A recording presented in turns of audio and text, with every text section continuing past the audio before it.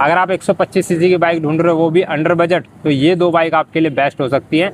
एक तरफ है होंडा SP125, दूसरी तरफ है होंडा की तरफ से आने वाली शाइन 125।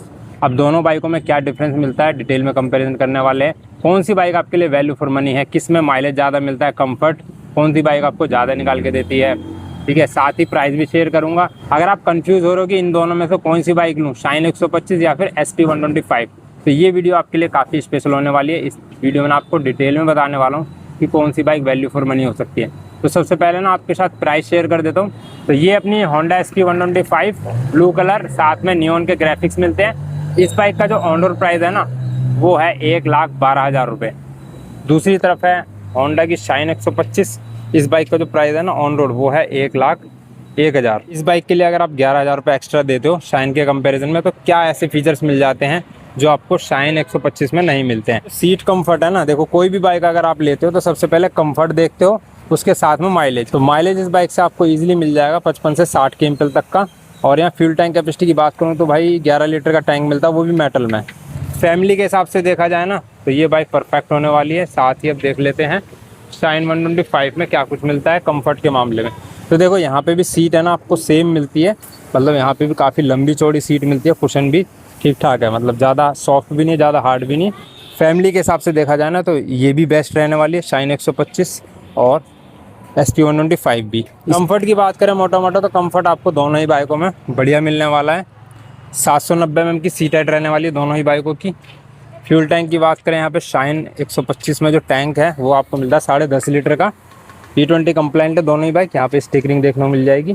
तो यहाँ पे जो टैंक का डिज़ाइन है वो थोड़ा सा आपको शॉर्ट मिलता है, मतलब ज़्यादा ब्रॉड नहीं है।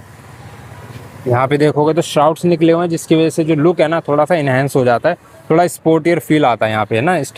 ग्राफिक्स वगैरह दिए हैं तो इसकी वजह से इसका जो प्राइस है ना वो थोड़ा सा बढ़ जाता है इसके ग्राफिक्स लुक्स की वजह से। साथ ही बात करते हैं और क्या कुछ मिल जाता है SP125 में। तो यहाँ पे जो मीटर है ना, मीटर कंपेयर कर लेते हैं। यहाँ पे TFT मीटर कंसोल मिलता है मल्टी कलर में, जिसमें काफ़ी सारी इन्फॉर्मेशन मिल जाती है, जैसे कि gear shift indicator, RPM meter, यहाँ पे इको इंडिकेशन वगैरह, इको एंड पावर का इंडिकेशन दिखाएगा जैसे आप थ्रोटल दोगे। तो एक बार स्टार्ट कर लेते हैं।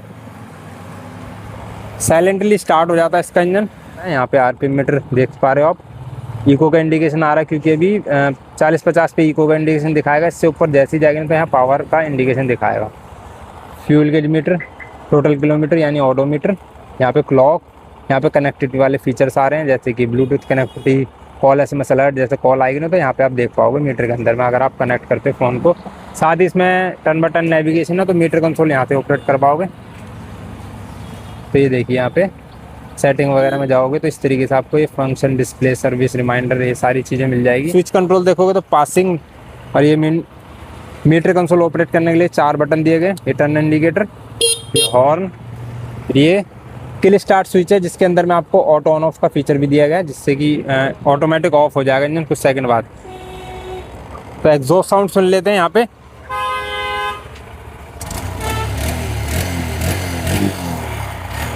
तो ये शीशा बज रहा है साथ के साथ, तो ये थोड़ा वाइब्रेट हो रहा है, इसके साउंड आ रहे होगा, लेकिन एग्जॉस्ट का साउंड एकदम मस्त मिलता है इसमें, मतलब इंजन एकदम स्मूथ और रिफाइंड रहने वाला है। फ्रंट से हेडलाइट देखोगे तो फुल LED मिलने वाली है। देखो reflector based LED headlight setup है, काफ़ी शार्प एजेस के साथ में। ये DRL लाइट्स हैं LED में दोनों साइड में। इंडिकेटर नॉर्मल बल्ब में।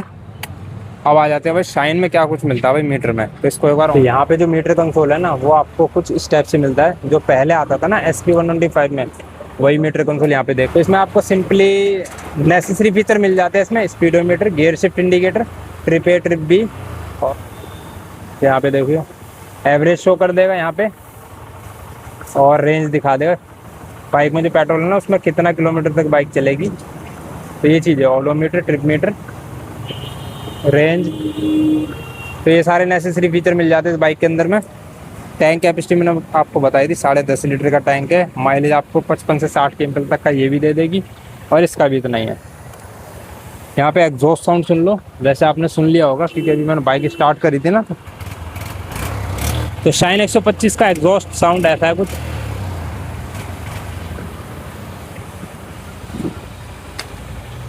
इसकी जो हेडलाइट है ना वो देखो, यहाँ पे नॉर्मल हैलोजन बल्ब मिलती है, बस यही इसमें थोड़ा सा ड्रॉबैक है, एलईडी हेडलाइट सेटअप नहीं दिया गया कंपनी की तरफ से।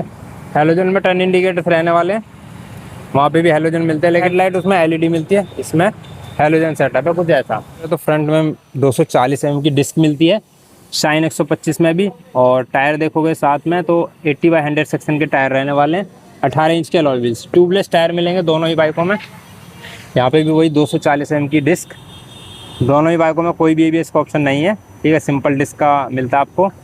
80/100 18 इंच का टायर यहाँ पे भी है सीएट कंपनी का। बट रियर टायर में आपको फ़र्क देखने को मिल जाएगा, इसमें है 100/80 सेक्शन, 18 इंच के अलॉय व्हील्स।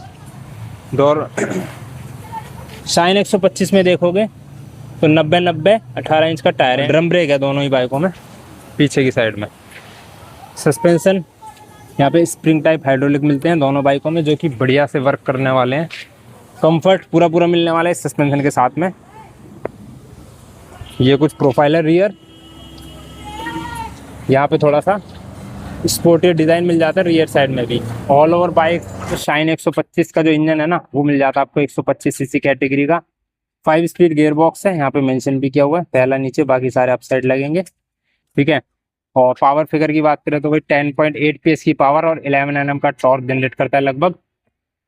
सेम वही इंजन मिल जाता है यहाँ पे भी, SP125 में भी सेम इंजन मिल जाता है जो शाइन में है। देखो इधर से देख लो चाहे इस साइड से, दोनों ही बाइकों में आपको किक स्टार्ट का ऑप्शन मिल जाता है, ये काफ़ी अच्छी बात है। OBD2 भी सेंसर है यहाँ पे भी और वहाँ भी, वो देखो है ना सेंसर, OBD2 भी एंड यहाँ पे भी सेंसर मिल जाता है। सेम पावर जनरेट करता है जो SP1.8 PS की पावर, 11 Nm का टॉर्क, इनहेंस स्मार्ट पावर की टेक्नोलॉजी है दोनों ही बाइकों में। ग्राउंड क्लियरेंस 160 mm का यहाँ पे है, सीट हाइट मैंने आपको बताई दी। यहाँ पे भी सेम ग्राउंड क्लियरेंस मिल जाता है। 125 का जो कर्वेट है वो है 114 kg, और यहाँ पे SP125 का जो कर्वेट है वो है 124 kg। मतलब लगभग 10 kg का फर्क मिलता है। मतलब ये आपको 10 kg हैवी मिलती है, भारी मिलती है, जिससे क्या है कि रोड प्रेजेंस आपको अच्छी मिल जाएगी as compared to Shine. Charging की सुविधा दी है टाइप-C, शाइन 125 में भी है और SP125 में भी है। दोनों में आपको मीटर के लेफ्ट साइड में मिलेगा, ये देखो, ठीक है। इस टाइप से चार्जिंग पोर्ट दिया गया है, मोबाइल वगैरह इजीली चार्ज कर सकते हो दोनों ही बाइकों में। फाइनल कंक्लूजन निकाले दोनों बाइकों में क्या डिफरेंस है और कौन सी बाइक आपके लिए वैल्यू फॉर मनी है। तो देखिए, आपका बजट टाइट है और 125 सीसी की बाइक लेनी है तो आप होंडा की शाइन 125 ले सकते हो। अगर आपको एक्स्ट्रा फीचर चाहिए, कनेक्टिविटी वाले, नेविगेशन वगैरह की सुविधा चाहिए और थोड़ा स्पोर्टियर डिज़ाइन चाहिए तो आप SP125 ले सकते हो। LED हेडलाइट मिल जाती है जिसके अंदर में बढ़िया डिज़ाइन रहने वाला है स्पोर्टियर डिज़ाइन के साथ। बाइक के अंदर में मेजर चीज़ होती है इंजन, जो कि आपको दोनों बाइकों में सेम मिलने वाला है। टायर भी ऑलमोस्ट सेम है, ब्रेकिंग भी सेम है, ठीक है। ऑल ओवर जो सिटिंग कंफर्ट है वो भी सेम है, एग्जॉस्ट साउंड वगैरह सब कुछ सेम मिलता है। सिर्फ मीटर और हेडलाइट का फर्क मिलता है, मेजर डिफरेंस है जो, ठीक है। तो इस वजह से इसका प्राइस बढ़ जाता है 10 से 11,000 रुपये, मतलब 11,000 रुपये एक्स्ट्रा पे करना पड़ेगा इस बाइक के लिए। ये था दोनों ही बाइकों का डिटेल में कंपैरिजन। उम्मीद करता हूँ आपको ये कंपैरिजन पसंद आया होगा। वीडियो अच्छी लगी तो प्लीज लाइक करना, चैनल को करना सब्सक्राइब। मिलते हैं आपसे नेक्स्ट वीडियो में, तब तक के लिए till then bye bye, have a nice day.